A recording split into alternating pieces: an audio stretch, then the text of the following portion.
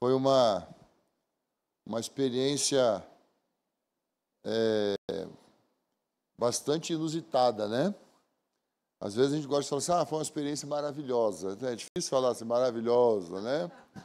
Mas foi uma experiência ímpar, né? A gente nunca tinha passado por uma experiência como essa. Foi a segunda vez que nós estivemos em Israel.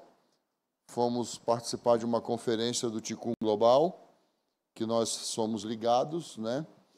E por 2 vezes precisamos correr para o bunker. E é uma situação que você não imagina, né? Nós aqui no Brasil estamos muito distantes do que é estar em um país em guerra. E ali, no período que nós estávamos ali, nós ouvíamos bombardeios, interceptação de mísseis, situações bem diferentes do que nós brasileiros estamos acostumados a viver ou que já tenhamos experimentado, né?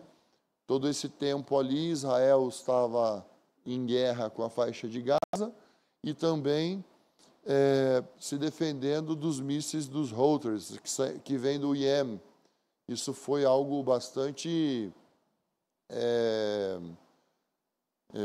como que eu posso falar para vocês, interessante. Mísseis do tamanho de um ônibus. Você não faz ideia, né? O que é isso, né? Então, quando eles interceptam um míssil e eles atingem o coração do míssil, ele vira poeira, né? Porque eles atingem o míssil na estratosfera. Então, ele vira poeira. Quando eles não conseguem atingir o coração do míssil, pega numa parte, no meio, na cabeça, o míssil explode, cai os estilhaços. Por isso os bunkers. Porque bunker não protege de míssil. O bunker protege de estilhaço, né? Então, o povo de Israel é um povo bem treinado. Isso faz toda a diferença. Eles não ficam pensando, corro ou não corro? Tocou a sirene, corre. Então, você vai dormir preparado. Lembra quando nós lemos o texto de Êxodo 12, que foi a instituição da Páscoa, e eles comeram com a mochila nas costas, comeram com a mochila na mão, pronto para sair em viagem? É assim, a gente vai dormir, né, com a roupa que a qualquer momento você vai ter que sair, não dá tempo de trocar de roupa, você tem que sair. Nós estávamos no 18º andar de um prédio. Então, assim, é bem exposto, né? Então, quando tocava a sirene, a gente corria para um andar entre o 18º e o 19º, né? Porque a gente ficava numa caixa de ferro lá, onde cabiam umas 15 pessoas. Então, isso é uma experiência que nós nunca tínhamos tido até então. Agora nós temos essa experiência para contar. Mas o que nós precisamos tirar de tudo isso? O que nós precisamos pensar? Se você quiser ver mais sobre nossa viagem, no meu Instagram tem vários reels dos lugares aonde nós passamos, né? Em um lugar que sempre é muito impressionante pela sua história, né? Tem 2 lugares assim, né, que eu e Keila gostamos muito, é o Mar da Galileia. Que o Mar da Galileia é o Mar da Galileia do tempo de Jesus. Esse aí não saiu do lugar, está lá. Todo o restante, os pontos turísticos e tal, possivelmente foi aqui, foi por ali, talvez aqui, mas sempre 15, 20 metros abaixo da terra. Né? A Via Dolorosa, onde Jesus andou carregando a cruz, é uns 15 metros para baixo da terra. Então, está lá uma via, chamada Via Dolorosa. Mas você não vai andar exatamente no lugar onde Jesus andou. Muitos escombros, muitas guerras. Jerusalém foi destruída 21 vezes, né? Por causa de guerra. Então, é uma destruição total e uma reconstrução. É sempre assim o que acontece numa guerra. E naquele tempo, não existia a conquista de um lugar e manter o lugar. Não, eles derrubavam tudo e também cortavam as árvores. Você pode ler a conquista do povo de Israel sobre a terra de Canaã, tem trechos que Deus fala assim: não corte as árvores, porque cortavam tudo, tudo. Assim que aconteciam nas guerras, né? Então, nós estivemos na cidade de Megido. Megido ou Megido, né, é uma cidade antiga dos cananeus, que foi conquistada ali por Josué, quando atravessa o Rio Jordão. Então, eles conquistam Megido e é exatamente isso, né? Destrói tudo, né? Então, o Megido moderno foi reconstruído por Salomão. Mas o que é o Megido? Megido é o lugar onde tem um vale, uma planície enorme, que já era usado pelos cananeus para plantar, cultivar alimentos. Então, é um vale muito fértil, é uma planície muito grande. E a Bíblia diz, em Daniel, que Jerusalém vai ser pisada novamente. De que tempo Daniel está falando? Desse tempo aqui. Então, Jerusalém vai ser destruído novamente, vai ser pisado novamente. Terça parte de Jerusalém vai ser levado cativo. Isso já está profetizado em Daniel. Mas diz a Bíblia também que haverá a guerra do Armagedon, onde Deus guarda isso, tá? Deus ajuntará as nações contra Israel. Então, Deus vai ajuntar as nações contra Israel. Por quê?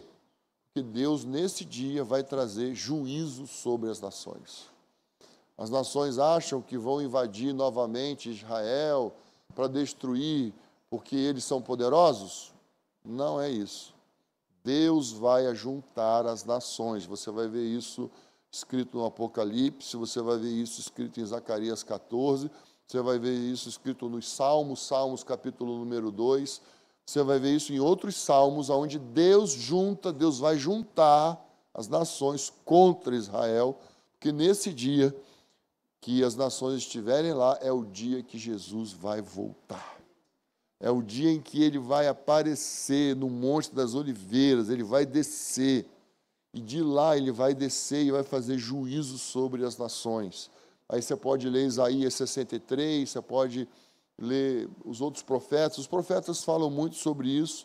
Eles não entendiam muito sobre primeira e segunda vinda, mas hoje, graças a Deus, a gente tem bastante noção e entendimento do que foi a primeira e do que será a segunda vinda. Porém, sobre assuntos escatológicos, a gente tem sempre que ter cuidado quando a gente fala sobre isso, porque a Bíblia não foi clara em certas coisas. Então, a gente precisa vigiar. E nisso que falamos sobre a necessidade de vigiar, eu queria convidar vocês para ler Romanos, capítulo 13, versículo 11. A carta de Romanos é uma carta que o apóstolo Paulo escreve à igreja de Roma, porque Paulo queria entender qual era a visão que a igreja de Roma tinha, qual o evangelho que a igreja de Roma havia recebido, porque não é claro na história quem fundou a igreja de Roma. Nós sabemos quem fundou Sardes, Pérgamo, Tiatira, Filadélfia, Laodiceia, Éfeso, está claro na história. Mas, quando a gente estuda, né? Romanos, a igreja de Roma, a gente não sabe se foi o soldado, quem foi, né? Não ficou muito claro se foi alguma daquelas pessoas que estavam no derramamento do Espírito Santo em Atos capítulo 2, então não ficou muito claro. Então, Paulo escreve à igreja de Roma querendo compreender a visão. Então, Paulo manda para eles um resumo da visão dele, do evangelho que ele recebeu, do entendimento que ele tinha. E aí você vai ver Paulo discorrendo no livro de Romanos tudo que ele escreveu à igreja de Colossos, à igreja de Filipos, que ele escreveu à igreja de Tessalônica. Ali você vai ver Paulo tratando com eles, né? Então, 13:11 diz: fazei isso, compreendendo o tempo, que já é hora de despertardes do sono, porque a nossa salvação está agora mais perto do que no início, quando cremos. Então, o apóstolo Paulo está chamando a atenção da igreja de Roma para compreender o tempo em que estavam vivendo. E aí, trazendo esse versículo para os dias de hoje, nós precisamos compreender o tempo em que estamos vivendo. Nós precisamos estar apercebidos sobre o tempo em que estamos vivendo. Apóstolo Paulo, quando ele escreve à igreja de Tessalônica, ele fala assim: cuidado, quando vos declararem paz, haverá repentina destruição. Então, o que nós estamos ouvindo hoje, depois dessa guerra de 12 dias? Muitos estão falando: agora teremos paz. Ou vamos ter paz. O Oriente Médio agora vai ter paz. Ou o mundo vai ter paz. Mas o apóstolo Paulo advertiu: quando falarem paz, haverá repentina destruição. Será que esse momento em que estão declarando paz é esse momento que o apóstolo Paulo fala em Éfeso, ao povo de Tessalônica? Não sabemos. Por isso nós precisamos estar apercebidos do tempo em que nós estamos vivendo. Onde você tem colocado sua confiança? Em que está a sua confiança? Sua confiança está no sistema financeiro? Sua confiança está na poupança que você tem? Sua confiança está nas aplicações que você faz? Você precisa ficar bastante ligado, muito apercebido, porque quando estourou a guerra na Rússia, o povo foi sacar o dinheiro que eles tinham, não conseguiram. Eles foram mexer com as ações, não conseguiram, porque tudo foi bloqueado. E isso acontece de uma hora para outra. Você sabe onde você estava em 15 de março de 2020? Você lembra onde você estava? 15 de março de 2020 era um domingo. 16 de março de 2020, vocês lembram o que aconteceu? Fechou tudo. Eu estava com minha passagem comprada, eu estava voltando de Goiânia. Assim como semana passada nós estávamos em Goiânia. Minha passagem estava comprada para 9h30 da manhã. E aí eu recebi o comunicado: sua passagem foi transferida para 10h30. Só 10h30. Daqui a pouco, sua passagem, seu voo vai ser só 1h30. Só eu falei para o irmão: você vai ter que me dar só café da manhã, não, vai ter que me dar almoço também. Então, assim, aí a passagem veio e falou assim: novo aviso, 3h30, então você vai ter que me dar cafezinho depois do almoço, né? E fomos ficando em Goiânia, porque as pessoas foram desistindo de viajar, os voos foram sendo cancelados, foram agrupando as pessoas. Então, onde você tem colocado sua confiança? Como que você está olhando a obra de Deus? Você acha que está tudo bem? Você acha que está tudo legal? Você acha que você está seguro? Como que você está encarando o tempo em que nós estamos vivendo? Queria convidar você para abrir sua Bíblia também. 1 Crônicas, capítulo 12, versículo 32. Então, o que está acontecendo agora que nós precisamos atentar? 1 Crônicas 12, 32. Crônicas, hein? Então, eu estou dormindo ou eu estou vigilante? Então, o que está acontecendo agora? Quanto tempo nós temos? Quanto tempo resta? Então, o apóstolo Paulo escreveu à igreja de Roma, quase 2000 anos atrás, falando assim: olha, a nossa salvação se aproxima. Irmãos, a nossa salvação se aproxima. Nós estamos muito mais próximos do que quando Paulo escreveu à igreja de Roma. Eu não sei quantos de vocês estão percebendo. Eu não sei quantos de vocês estão atentos. Porque Jesus falou que nós estaremos vivendo como nos dias de Noé. O que estava acontecendo nos dias de Noé? Os dias de Noé foi o tempo de maior confluência das gerações. Os dias de Noé foram os dias onde haviam pessoas de quase todas as gerações da terra. Noé é do tempo de Matusalém, o homem que viveu 969 anos. Noé tinha 500 anos quando Deus falou com ele. Os jovenzinhos que andavam com Noé tinham 120, 130 anos.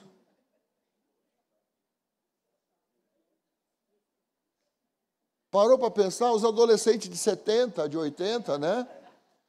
Então, assim, você acha que quando Jacó foi buscar uma esposa, você acha que Jacó tinha quantos anos?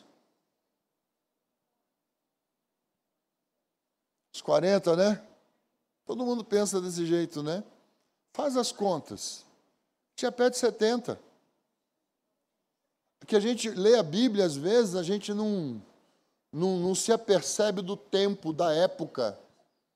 Aí, quando você lê aqui, 1 Crônicas 12, 32, diz assim: do povo de Issacar, 200 de seus chefes, conhecedores dos tempos, para saberem o que Israel devia fazer, e todos os seus parentes sobre suas ordens.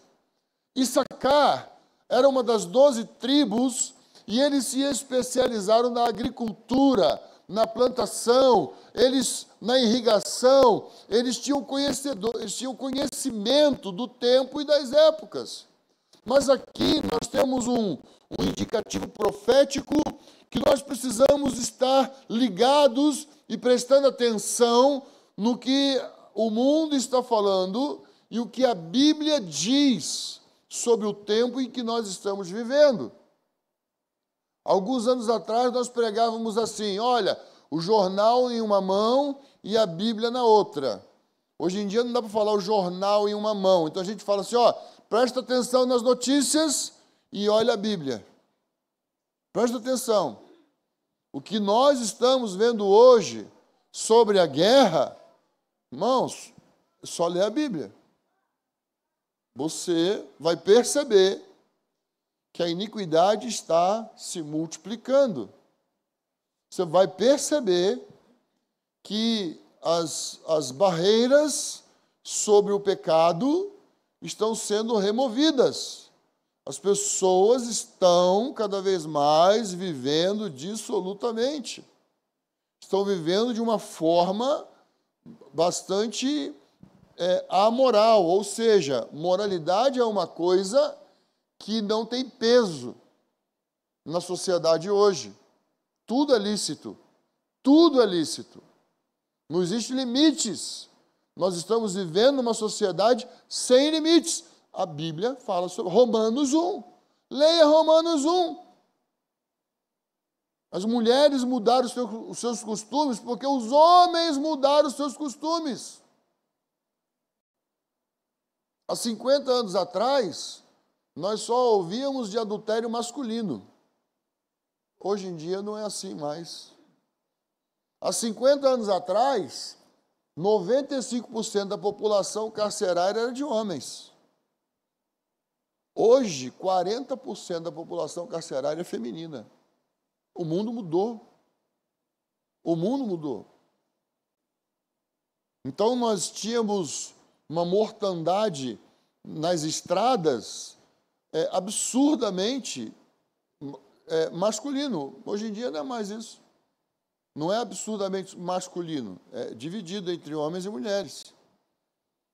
Então, nós estamos vivendo um tempo atípico de toda a história. Então, nós precisamos perceber o tempo e as épocas que nós estamos vivendo. Que tempo é esse? Você está dormindo ou você está acordado? Você está vivendo como se fosse mais um dia? Ou você está vivendo como se Cristo pudesse voltar e te achar vigilante?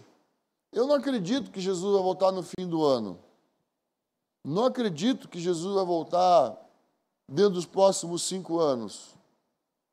Mas o fato é que o que eu acredito vai determinar o meu comportamento. A forma com que eu enxergo o fim dos tempos e o tempo em que eu estou vivendo vai determinar minhas atitudes.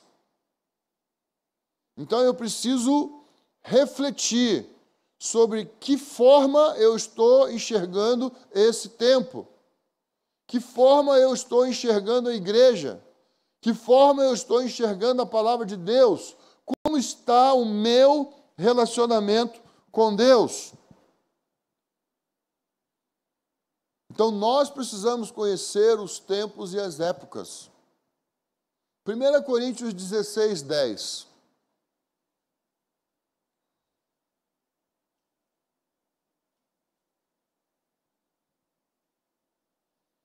Então, eu pergunto, a quem você tem servido? Para quem você tem prestado conta?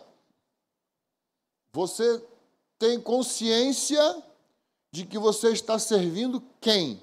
Qual é a sua consciência sobre a obra de Deus?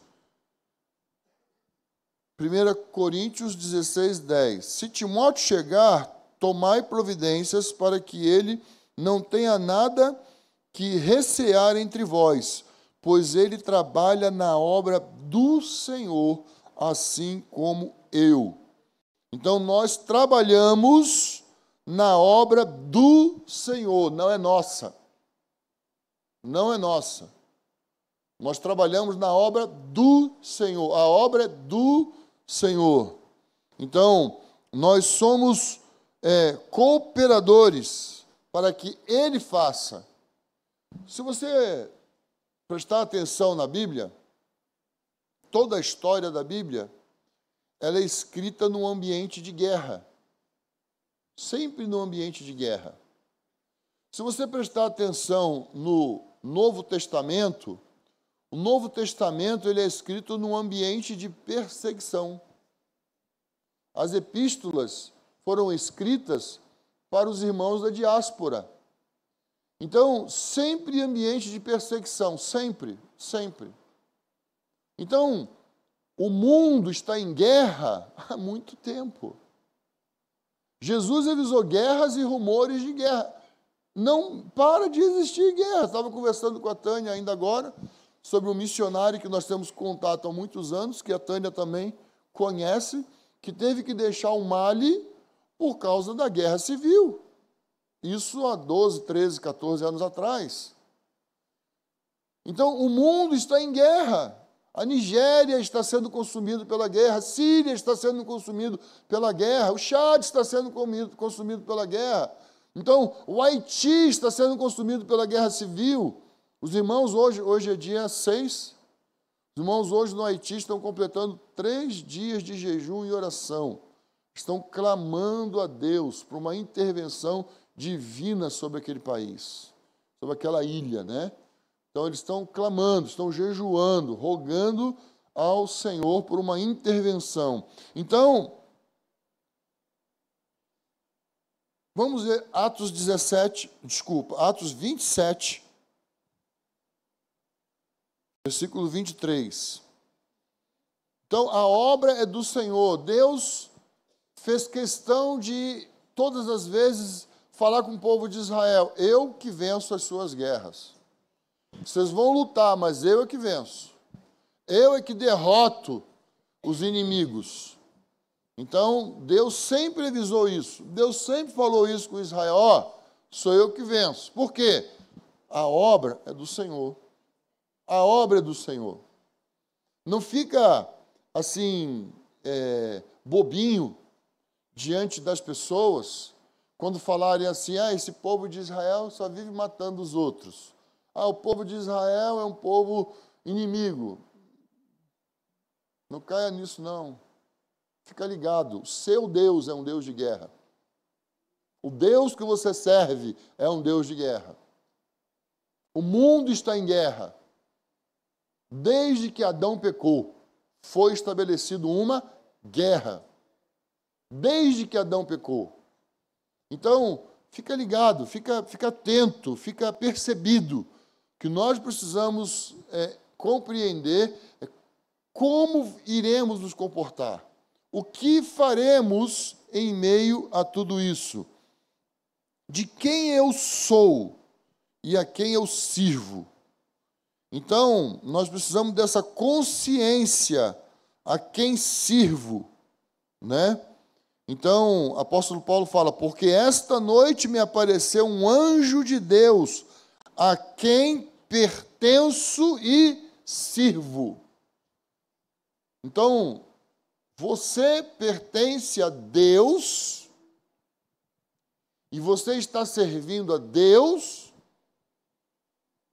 ou você pensa que os 90% que fica na sua mão é seu também? Você acha que você entregou os 10% e boa? É isso? Então, se você pertence a Deus, tudo é de Deus. O profeta Joel fala assim, a terra pertence ao Senhor. Todos os tesouros pertencem ao Senhor. Nada é nosso, tudo é dele. Tudo que é meu e seu vai ficar aqui. Nós não levaremos nada daqui. Tudo que nós juntarmos vai ficar aqui. Então nós precisamos ter essa consciência a quem pertenço e a quem eu sirvo. Eu pertenço a Deus e eu estou servindo a Deus? Estou servindo a Deus? Ou eu estou servindo ao que eu penso? Romanos 1, versículo 9.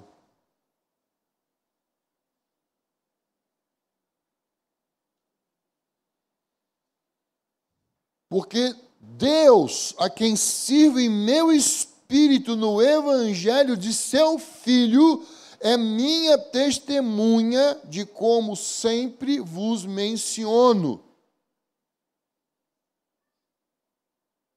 Então, porque Deus, a quem sirvo em meu espírito no evangelho de seu Filho, é minha testemunha. Nós somos chamados para sermos testemunha de quem? De Deus. Mas o apóstolo Paulo está dizendo que Deus é sua testemunha. Então eu pergunto, Deus é sua testemunha de que você está servindo na obra de Deus? Deus é sua testemunha de que você tem sido um servo na obra de Deus? Deus vai poder dizer no fim, servo bom e fiel, entra no meu regalo, entra. Servo bom e fiel, isso é o testemunho. Deus vai olhar para mim e para você e vai dizer, servo bom e fiel, ou vai dizer, pesado fostes na balança. Então nós precisamos pensar, nós precisamos refletir sobre a forma que nós estamos encarando a obra de Deus. Como que nós estamos olhando a obra de Deus? Os irmãos não me deixam servir. Os irmãos não me deixam fazer nada. Será que são os irmãos?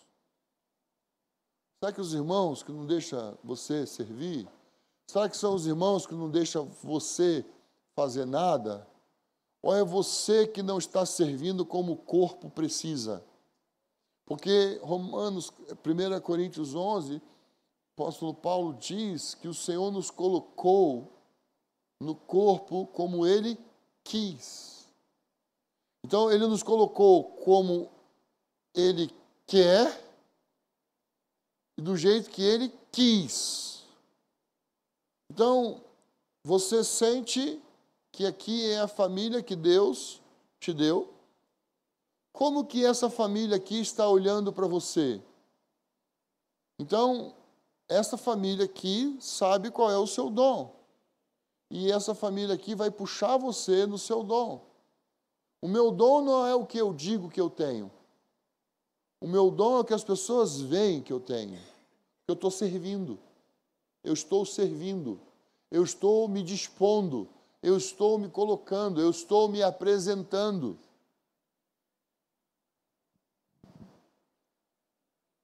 Nós costumamos falar sempre quando vamos preparar obreiros para ordenar ao ministério.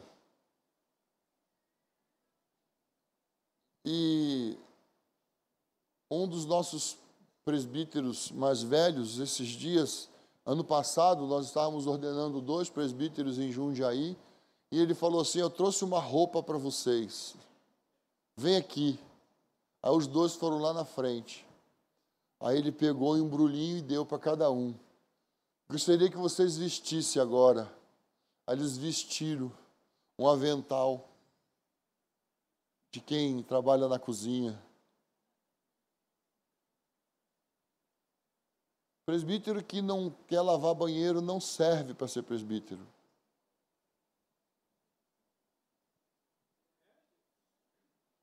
Fala, né?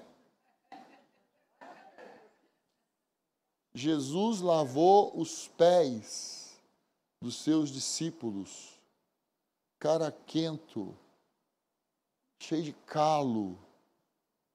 Eles andavam a pé, muito. Jesus lavou os pés dos seus discípulos. Você não quer lavar banheiro?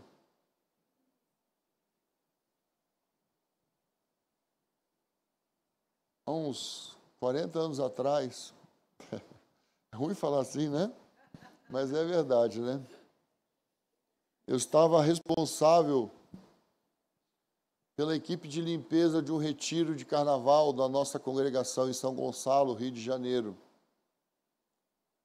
Aí um jovenzinho olhou para mim, você imagina, eu era jovem, né? E aí falou assim: mas você só fica mandando a gente lavar banheiro. Eu não vejo você lavar banheiro. Porque hoje é a sua vez. Ano passado era eu que estava fazendo isso. Minha função agora é ver se você vai fazer isso. Você vai fazer ou não vai fazer? Tá bom, eu faço. Então,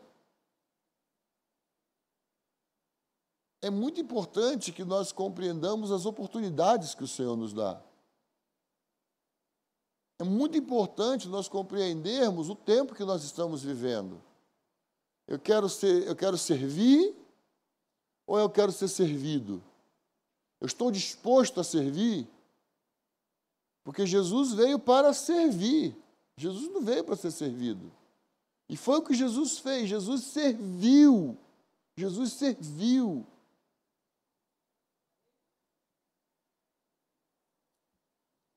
Romanos 1:9. Já li, né? João 4:23. Mas virá a hora em que de fato já chegou. João 4:23.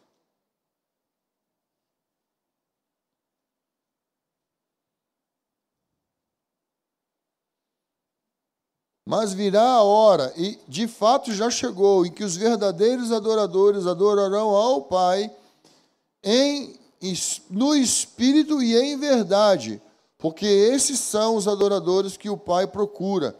Deus é Espírito e é necessário que os que o adorem em Espírito e em verdade. Então, o meu espírito precisa estar em adoração a Deus, na oportunidade que eu tenho de servir. O meu espírito precisa se alegrar em Deus. Nós gostamos de cantar, meu espírito se alegra em Deus, meu Salvador. Então, o meu espírito se alegra em Deus, meu Salvador, enquanto eu estou correndo risco de vida. O meu espírito se alegra em Deus, meu Salvador, enquanto eu estou, quem sabe, podendo ser morto. Maria poderia ser apedrejada quando ela disse sim para Deus. Quem ia acreditar que uma menina de 15 anos estaria grávida do Espírito Santo? Quem ia acreditar? Hoje nós temos essa notícia escrita aqui, mas isso não foi a notícia daqueles dias. Hoje nós entendemos que Jesus teve um pai adotivo chamado José, mas naqueles dias ninguém sabia disso. Mas Maria falou, Senhor, eis-me aqui, Rinene, cumpre em mim a tua vontade. É assim que você está se dispondo para a obra de Deus? Você está se colocando à disposição? Você está disposto a servir?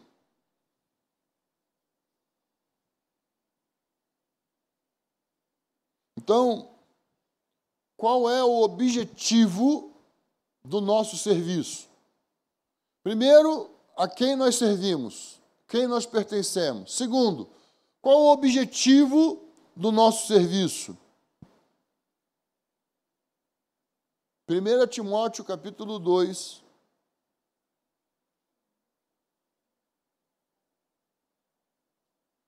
versículos 3 e 4.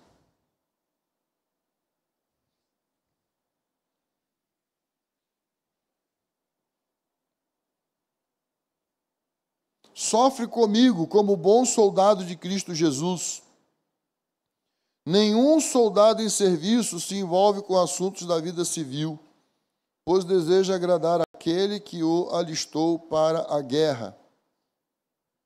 Então, nós estamos envolvidos com muitas coisas. Nós temos muitas tarefas. A irmã falou aqui, né? Ela gostaria muito de estar aqui 9 horas da manhã na terça, mas ela tem um trabalho. Então, onde está o coração dela? Ela explicou onde estava o coração dela. Ah, mas na quarta eu estou. Então, na quarta ela está aqui, na quarta ela vem. Então, nós temos que tomar cuidado com a quantidade de trabalho que nós realizamos. Será que é necessário tanto assim? Porque lá no Egito, a estratégia de Satanás foi fazer com que os homens trabalhassem tanto que ficassem bastante cansados para que eles abandonassem a ideia de desejarem adorar o seu Deus. Isso foi a estratégia lá no Egito. Você acha que a estratégia mudou hoje? É a mesma coisa. Quanto mais cansado nós ficarmos, menos nós vamos pensar em reunião, cantar, levantar a mão. Então nós precisamos colocar na balança sobre como nós estamos encarando o nosso trabalho. Eu preciso trabalhar, eu preciso guardar dinheiro, eu preciso poupar, isso é importante. Em nenhum momento eu quero sugerir que vocês não poupem, que vocês não invistam, eu não quero nem passar essa ideia, eu acho que é importante guardar sim, nem que seja R$50 todo mês, guardar, aprender a guardar, ter o hábito de guardar, né? É importante, vai fazer bem para você, vai ser disciplina para você. Eu acho que isso é fundamental na vida de qualquer família, né? Nós ensinamos nossos filhos desde pequenininha, dar, poupar e gastar. Desde pequenininha ensinamos. Agora são moças, casadas, mães de filhos. Segue nesse ritmo, dar, poupar e gastar. Precisa saber, todos nós precisamos saber isso. Então, Qual o objetivo do nosso trabalho? Qual a nossa meta? Colossenses 1, 22.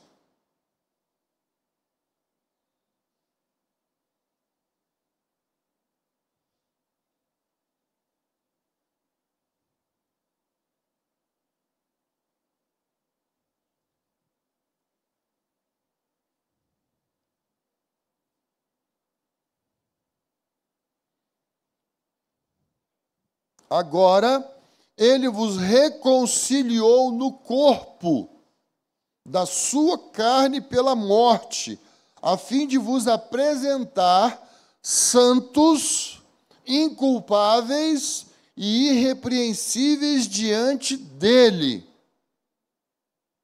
Versículo 28 agora. A ele anunciamos, aconselhando e ensinando todo homem com toda a sabedoria, para que apresentemos todo homem perfeito em Cristo. Para isso eu trabalho, lutando de acordo com a sua eficácia, que atua poderosamente em mim. Qual é o objetivo do trabalho na obra de Deus? Qual é o objetivo? Apresentar cada pessoa santa, que mais? Inculpáveis e irrepreensíveis.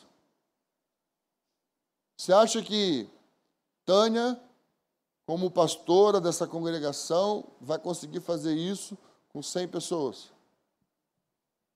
Tem condição. Não tem jeito, não consegue. Não consegue, não vai conseguir. Porque nós estamos falando do corpo, da atuação de cada parte.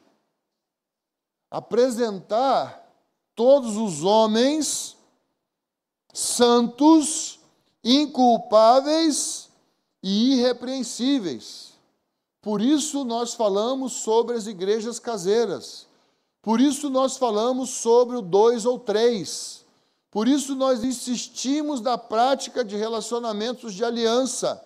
Por isso nós falamos sobre comunhão, sobre sermos um, sobre estarmos juntos, sobre termos amigos. Por isso nós insistimos, para que naquele dia nós possamos nos apresentar diante de Deus santos, inculpáveis e irrepreensíveis. Pregar aqui, igual eu estou pregando hoje, não resolve. Ajuda, mas não resolve. Porque no dia a dia nós precisamos de relacionamentos.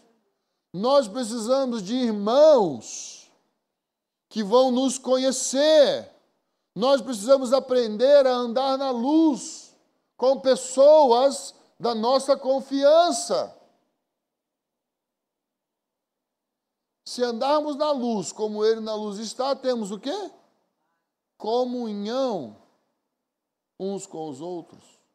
E o sangue de Jesus Cristo, seu Filho, nos purifica de todo pecado. Então, se eu ando na luz, se eu tenho amigos, irmãs, irmãos, mulheres precisam ter amigas de confiança. Os homens precisam ter amigos de confiança. Os rapazes precisam ter rapazes de confiança para abrir seu coração, para falar sobre suas dificuldades, para falar sobre suas tentações. Porque se eu falo sobre aquilo que sofro tentação e eu tenho comunhão, o sangue de Jesus me lava. O sangue de Jesus me purifica. Então, eu vou ser guardado de cair em pecado. Então, é muito importante nós compreendermos o trabalho do corpo.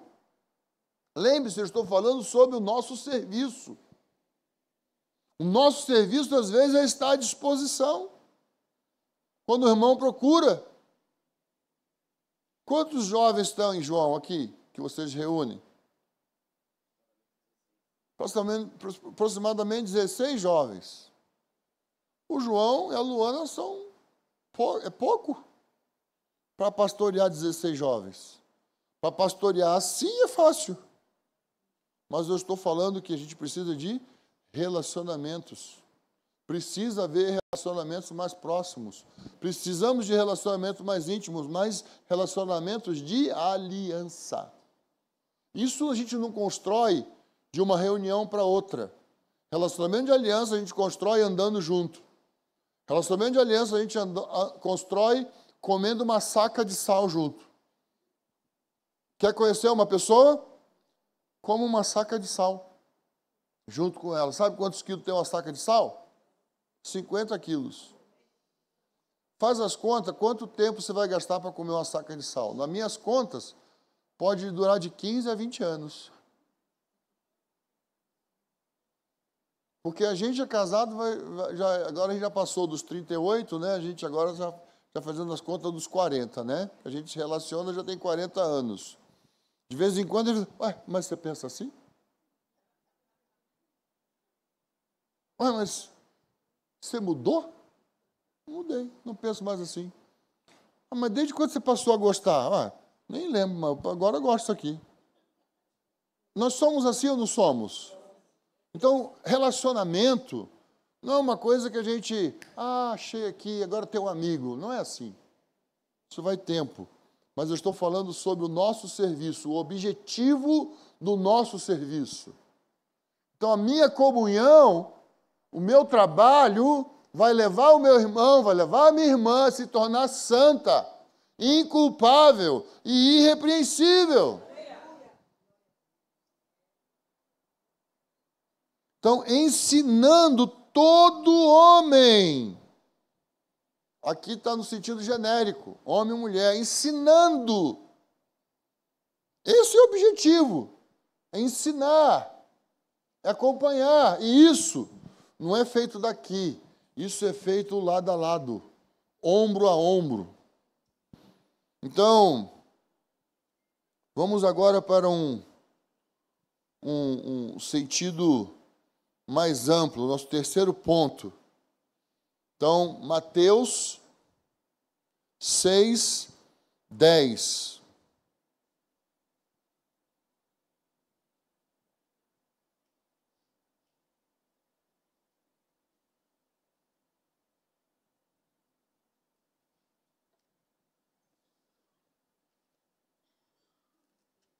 É um texto bem conhecido. Certamente você ora bastante esse texto aqui. Venha o teu reino, seja feita a tua vontade, assim na terra como no céu. Então, no sentido mais amplo, nós estamos trabalhando para a manifestação do reino de Deus. O nosso empenho é em direção ao reino. A igreja faz parte do reino. A igreja é o instrumento de Deus na terra para clamar, venha o teu reino. O reino de Deus é antes da criação. O reino de Deus é antes da humanidade. O reino de Deus envolve os céus, todo o universo, tudo que conhecemos e não conhecemos. Então, nós somos ensinados por Jesus Cristo a clamarmos, venha o teu reino. Então, nós vamos ensinar pessoas a viver o reino, a caminhar no reino, a compreender que o reino de Deus é o nosso objetivo final. A igreja é a passagem. A igreja, por meio de Jesus Cristo, é a porta de entrada. Isso aqui é só o começo. O que nós estamos vivendo na terra é só o começo. Porque nós viveremos eternamente com o Senhor. Nós vamos estar com o Senhor eternamente. Teremos muita coisa para aprender. Temos muita coisa para entender depois desse tempo na terra. Então Jesus falou, venha o teu reino. Venha o teu reino. Então, é muito importante nós compreendermos para onde nós estamos indo. Aqui é passagem, aqui é transitório. Isso aqui vai passar. Apocalipse, capítulo 11.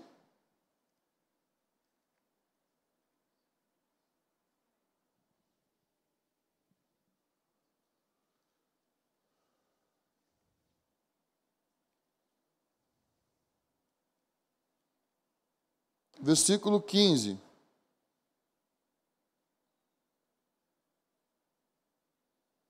O sétimo anjo tocou sua trombeta e surgiram no céu fortes vozes que diziam: o reino do mundo passou a ser de nosso Senhor e de seu Criador, e ele reinará pelos séculos dos séculos. Então, o reino do mundo passou. Vai vir um novo reino sobre a terra. Céus e terras passarão.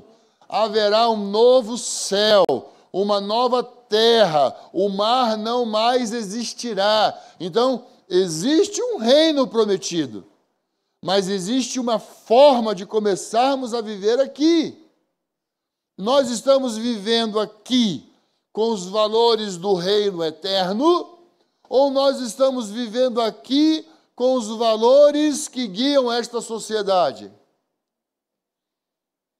Anos atrás eu recebi um homem de Deus na minha casa. Ele estava ministrando no Brasil e ele estava me explicando a situação dele. Ele é um africano, um homem de muita experiência no ministério. 7 mortos já haviam ressuscitado no ministério dele, em Joanesburgo.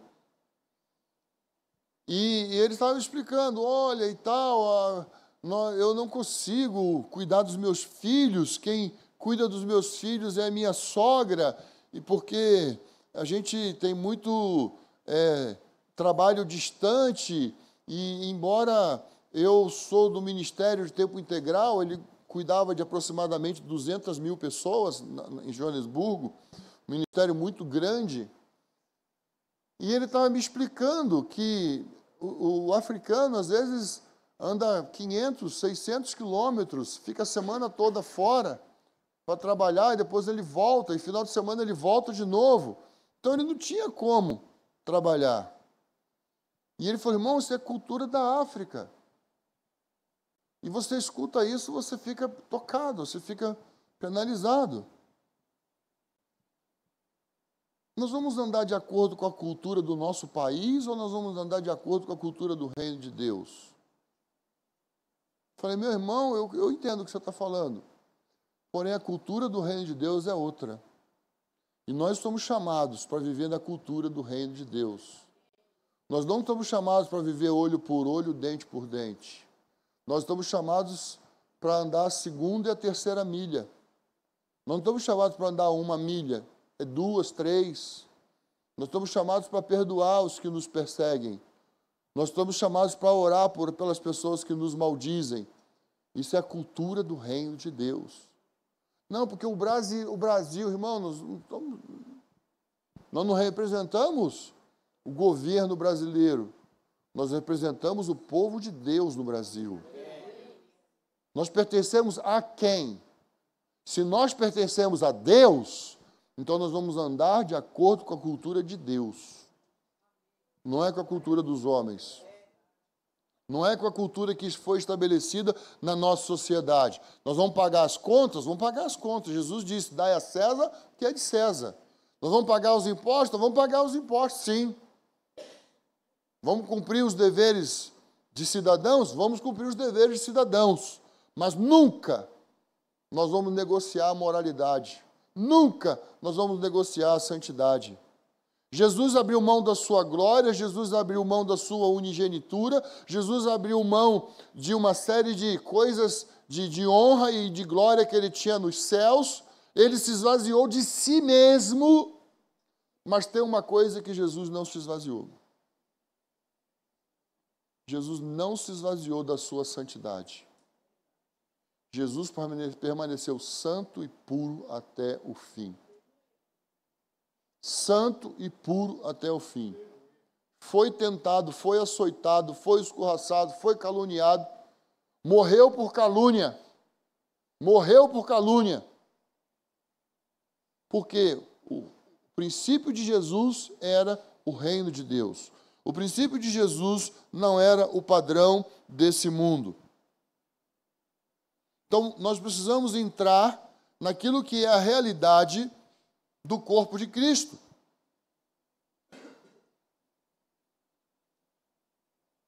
Efésios 4:11.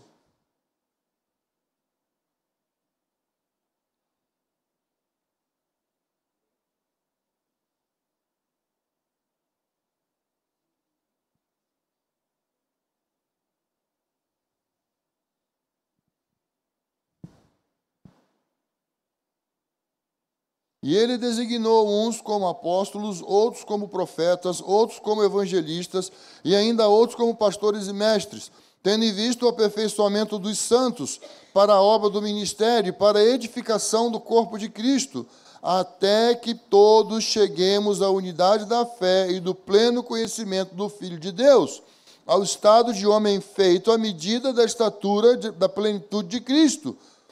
Versículo 12. Tendo em vista o aperfeiçoamento de todos os santos. Agora, o versículo 11 termina dizendo que ele designou uns como profetas,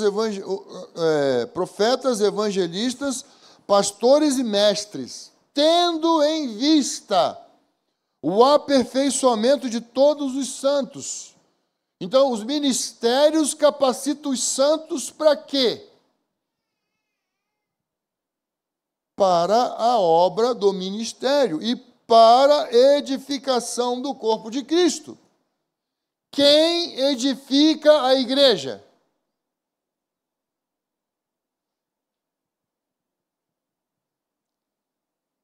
Está escrito aqui.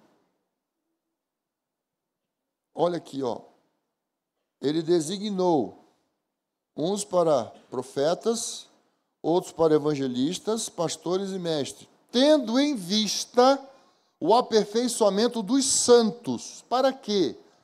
Para a obra do ministério e para a edificação do corpo de Cristo. Quem edifica o corpo de Cristo na terra? Os santos. Diga, eu.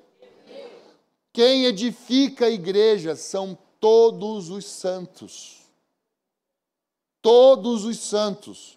Não, quem edifica a igreja é o apóstolo. Quem edifica a igreja são os profetas. Não são os evangelistas, são os pastores, são os mestres. Não são.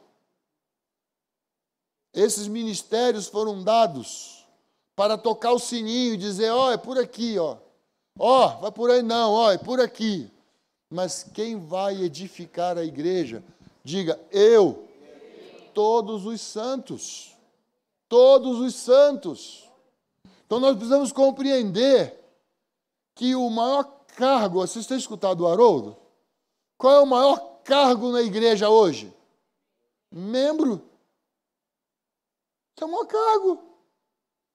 Esse é o maior cargo na igreja hoje, é o de membro. É o de membro. Faz parte do corpo de Cristo. Nós somos um com Cristo. Quem é o pastor? Uma ovelha com sininho. Quem é o apóstolo? Uma ovelha com sininho. Só isso. Não é melhor, não é maior. Somos servos. Somos servos na casa de Deus. Então, Jesus falou que no reino dele tem vaga para quem quiser ser o maior.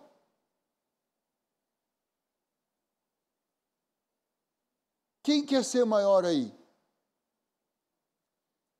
Vocês estão colocando a mão até debaixo da perna, né? Jesus falou assim, aquele que quiser ser o maior, seja aquele que sirva. Serve. Precisa servir. Precisa servir dentro da necessidade do corpo.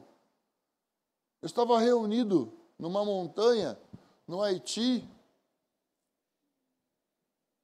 2012, 2011.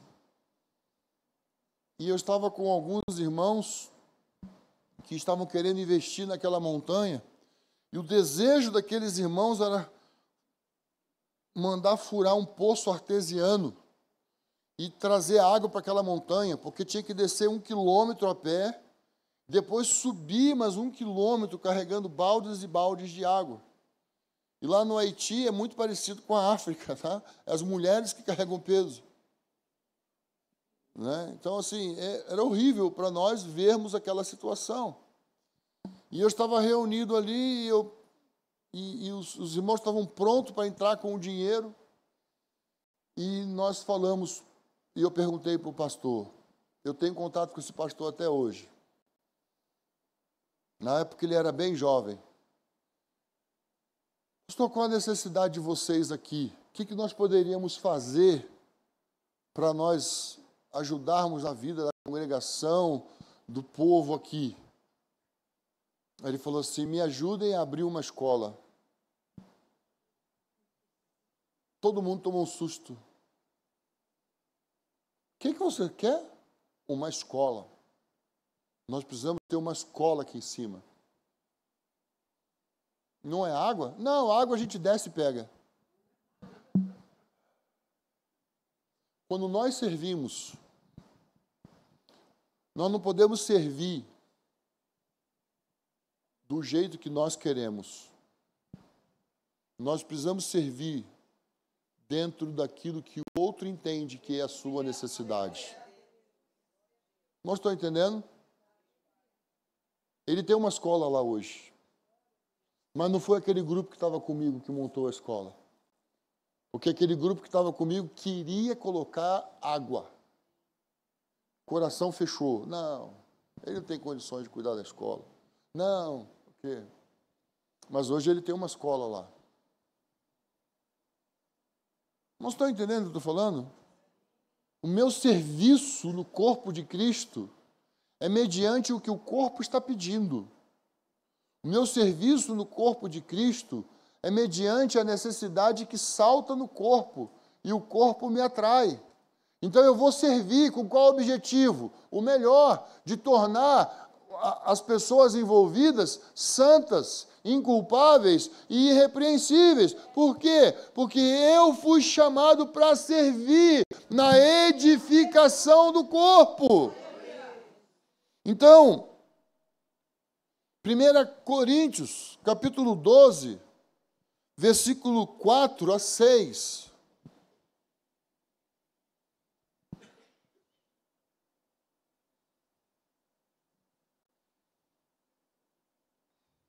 Então, apóstolo Paulo fala sobre o que precisa. Há diversidade de dons, mas o Espírito é o mesmo. Há diversidade de ministérios, mas o Senhor é o mesmo. E há diversidade de realizações, mas o mesmo Deus quem realiza tudo em todos. Então, quem realiza tudo em todos? Deus. Mas o que precisamos ter para servir? O mesmo Espírito. Nós precisamos ter o mesmo Espírito. Não é só o mesmo Deus, mas o mesmo Espírito. Nós precisamos ter um espírito disposto a servir. Nós precisamos ter um espírito quebrantado. Uma pessoa cheia do Espírito, além de falar em salmos, hinos e cantos espirituais, o que ela faz?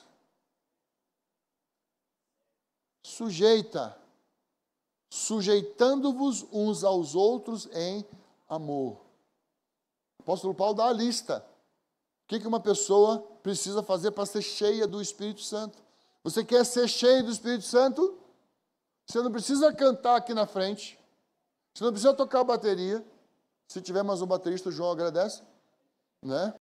Se tiver mais irmãos tocando aqui, a Lindsay também vai agradecer também, né, Lindsay? Se tiver mais irmãos tocando aqui. Mas nós precisamos ter o mesmo espírito. Fazendo o café, arrumando a mesa, visitando alguém, levando uma cesta básica, fazendo uma visita, ouvindo, orando por uma pessoa, o mesmo espírito. Precisamos ter o mesmo espírito. Isso é fundamental para a edificação do corpo, porque o meu dom é para o corpo. Então, o meu dom é direito do corpo. O dom que eu recebi do Senhor é para o corpo. Você é um presente para o corpo. Você é um presente que precisa se deixar se desembrulhar para o corpo de Cristo.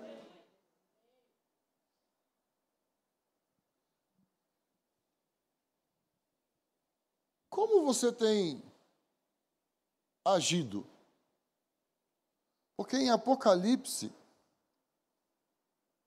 capítulo 3, versículo 12, João faz uma afirmação que Paulo também faz, a mesma afirmação sobre a igreja.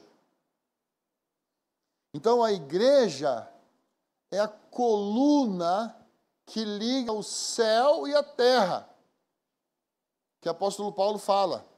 Mas João, ele vai um pouquinho além. Farei do vencedor uma coluna no templo do meu Deus, de onde jamais sairá.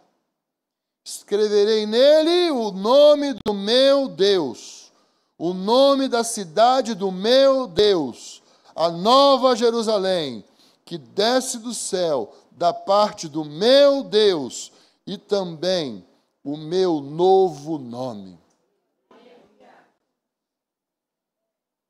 O que ele vai fazer do vencedor? Uma coluna. Mas o vencedor, para ser uma coluna lá, precisa ser uma coluna aqui. A gente pode tirar aquela coluna ali? Aqui também deve ter uma coluna escondida. Pode tirar a coluna que está ali? Tem colunas que aparecem e tem colunas que são escondidas. Qual é a função da coluna? Sustentar. Você tem sido uma sustentação? Hoje. Você tem sido uma coluna no meio da congregação? O que você é? Banco? Cadeira ou coluna? Coluna carrega peso. Deus não permitiu que a sua arca fosse carregada em carros de bois. Uzá morreu. Davi assustou, ficou frustrado. Mas os sacerdotes falaram assim: a arca do Senhor precisa ser carregada nos ombros. Então, quando nós nos dispomos a servir, de acordo com as Escrituras, de acordo com o mandamento do Senhor, e nós colocamos o nosso ombro debaixo, vai acontecer isso aqui, ó. Onde jamais sairá. Eu sou do Ministério Extralocal há muitos anos. Eu cuido de um setor da nossa congregação em Jundiaí. E cada vez menos eu fico na cidade de Jundiaí. Haroldo, mesma coisa. Mas que eu sou na comunidade de Jundiaí? Eu sou coluna. Eu não posso sair. Eu não posso simplesmente dizer: isso não é comigo. Eu sou responsável pelo que acontece em cada um dos setores. Lá tem 5. Nós temos 5 endereços diferentes. Nós levantamos outros presbíteros. Nós impomos as mãos sobre outros presbíteros. Mas nós continuamos sendo coluna. Nós continuamos a ser responsáveis. Então, irmãos, o Senhor está buscando verdadeiros adoradores. que adora ao Pai em espírito e em verdade. Nós adoramos a Deus com as nossas ofertas, nós adoramos a Deus com a música que cantamos, nós adoramos a Deus no trabalho aonde nós trabalhamos, nós adoramos a Deus servindo os irmãos, abrindo nossa casa, né? Nós adoramos a Deus servindo as mesas, nós podemos adorar a Deus lavando os pés dos irmãos, nós poderemos adorar a Deus orando por enfermos, orando por irmãos que pedem oração. O Senhor procura verdadeiros adoradores. Irmãos, oxalá que todos vocês se tornem colunas na casa de Deus. Agora.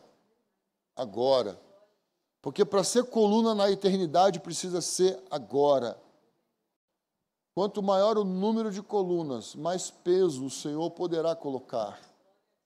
Quanto maior o número de colunas na casa de Deus, mais Ele vai poder salvar pessoas. Irmãos, é fundamental que nós possamos compreender o nosso chamado do Senhor. Esta palavra foi dada por um irmão, um chinês, amigo nosso, Miguel Ma. E ele liderava um movimento muito grande no Brasil. E, infelizmente, eles sofreram uma situação muito triste no movimento deles aqui no Brasil. Nós o recebemos há um mês atrás em Jundiaí. E ele trouxe essa palavra que eu estou compartilhando com vocês. Fui muito abençoado com essa palavra. Então, eu estou compartilhando porque eu me identifico com essa palavra. O Miguel Ma é um homem de Deus, é um empresário. Ele tem empresas em vários continentes, mas ele serve a Deus com uma forma especial, com uma graça. Ele cuida de pelo menos 200 igrejas do Brasil, mas ele é um homem de tempo integral para Deus. O coração dele integral para Deus. É um servo. O pai dele andou com Otmani na China. Estiveram comunhão. Então, assim, eu digo para vocês, eu ministro essa palavra para vocês, porque eu creio nessa palavra. Eu creio no chamamento. Eu creio que você não está aqui à toa. Eu creio que não foi por acaso que você está aqui. Eu não sei nem dizer quem é visitante aqui e quem não é visitante. Mas eu queria dizer para você que tem vaga aberta para ser coluna. Tem vaga aberta para carregar o peso da arca do Senhor. Amém? Podemos orar? Pode ficar de pé um pouquinho para você descansar?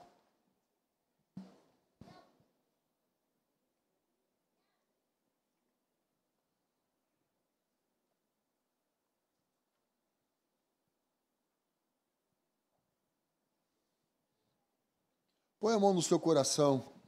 Fecha o teu olho. Pergunta para Deus: Senhor, o Senhor é minha testemunha? Eu tenho servido como eu deveria servir? Fala com Deus agora. É você e o Senhor agora. Olha para o Senhor. Que o Espírito Santo possa falar com você agora.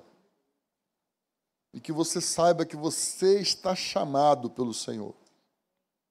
Deus nos chamou. Ele nos reconciliou em Cristo Jesus. Ele confiou a nós o ministério da reconciliação. E o ministério da reconciliação, ele se manifesta no serviço, na vida, no cotidiano. Oh, Jesus. Oh, Jesus. Santo, santo, santo, santo. Oh, Deus, oh, Deus, oh, Deus. Eu não quero trazer nenhuma condenação, mas eu quero te exortar, eu quero te animar. Eu quero te animar a sair das fileiras de trás, da periferia, e vir para o centro, e vir para aquilo que é a vontade de Deus para a sua vida, o chamado de Deus para a sua casa, o chamado de Deus para o seu rebanho. Oh, Jesus. Oh, Jesus. Santo, santo, santo. Oh, Jesus. Pai, em nome de Jesus. Pai, em nome de Jesus Cristo. Eu rogo agora, eu clamo ao Senhor agora. Olha, Senhor, olha para cada um de nós aqui essa manhã. Olha, Deus, para os nossos corações nesse momento. Ó Deus de glória, ó Deus de poder, ó Deus todo-poderoso. Abra os nossos olhos, Senhor, para que possamos enxergar. Ilumina os olhos do nosso entendimento e derrama sobre cada um aqui nessa manhã um espírito de graça e súplica, um espírito de sabedoria e de revelação. Deus, Senhor, em nome de Jesus, que as mentiras do diabo caiam por terra, que as artimanhas de Satanás sejam desfeitos, todo o laço do passarinheiro, toda a peste perniciosa, todo espírito de mortandade que assola o meio-dia. Deus, em Teu nome, Senhor, em Teu nome, Senhor, para a liberdade, Cristo vos libertou. Permaneceis, pois, firmes, e não vos submetais, não vos submeteis novamente a um espírito de escravidão. Permaneceis, pois, firmes. Permaneçam firmes. O Senhor te colocou em liberdade. O Senhor te livrou do império da escravidão. O Senhor te livrou do império das trevas. O Senhor trouxe você para o reino dos filhos do seu amor. Você pertence a um corpo. Você pertence a uma família, família de Deus. Família de Deus. Família de Deus. Oh, Jesus. Oh, Jesus. Santo, santo. Santo. Santo.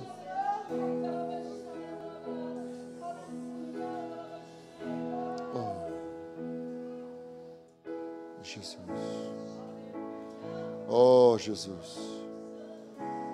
Oh, Jesus. Jesus, Jesus, Jesus. Glorioso.